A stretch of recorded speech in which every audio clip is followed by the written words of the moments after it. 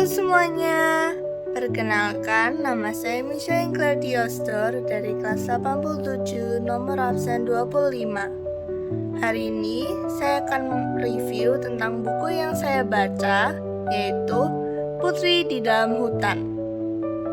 Nah, buku ini dibuat oleh Witaru Emi dan Umah Yuma, diterbitkan di tahun 2022.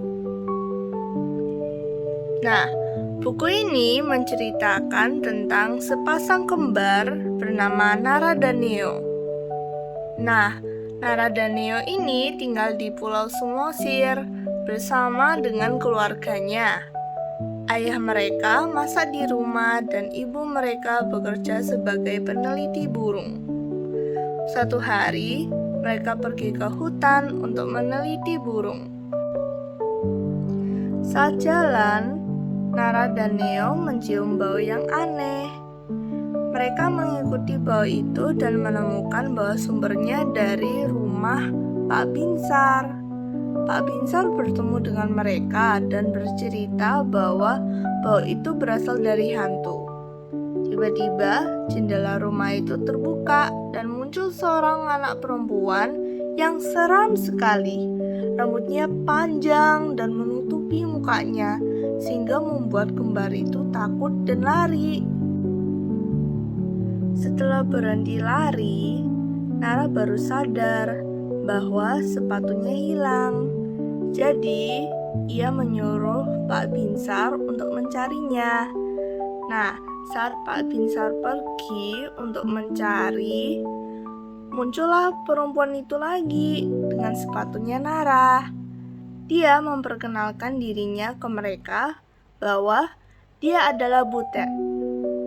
Butet menjelaskan bahwa baunya itu ternyata berasal dari sang putri, bukan hantu. Dia mengajak mereka untuk mengunjunginya besok. Besok hari, ibu pergi ke hutan lagi untuk meneliti burung yang langka. Nara ingin melihatnya, tetapi dia sudah berjanji ke Butet bahwa dia akan pergi. Jadi Nara dan Neo meminta izin ke orang tuanya untuk pergi ke Butet. Dalam perjalanan, Neo mengeluh karena masih takut dengan cerita sang putri. Sampai di rumah, mereka bertemu dengan Ompung Dol, kakek Butet yang pendiam tapi bijak. Awalnya, Ompung Dol menolak saat Butet meminta izin. Tapi dia membohongi kakeknya bahwa Neo bisa masak dan Nara bisa menyanyi.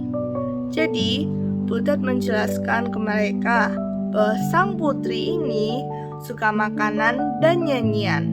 Pada akhirnya, Ompung Dol membolehkan mereka ikut. Jadi, Neo akan membantu Ompung Boru, yaitu nenek Butet, masak makanannya, dan si Nara akan bernyanyi bersama Butet. Mereka lalu pergi ke hutan. Terus di tengah-tengah perjalanan, Neo mengeluh karena dia kelelahan dan kelaparan. Jadi mereka istirahat dulu untuk makan masakan Neo dan Ompung Boru dulu sebelum menemukan sang putri. Sampai di pohon kemenyan, Butet bilang bahwa mereka sudah sampai. Tapi Neo dan kembarnya kebingungan. Mereka tidak tahu bahwa pohon itu adalah sang putri dan bermarah kepada Butet. Butet kemudian menjelaskan bahwa sang putri dulunya manusia yang berubah menjadi pohon untuk membantu ayahnya yang bangkrut dengan cara menjual getah pohon kemenyan tersebut. Nara dan Neo akhirnya paham dan membantu mereka untuk memanen getahnya yang disebut air mata sang putri. Saat kembali pulang, Nara akhirnya melihat seekor burung yang ia ingin sekali melihat dan memfotoinya dengan kameranya.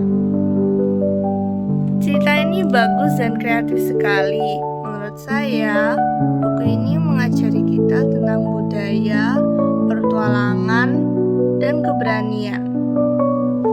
Sekian, terima kasih.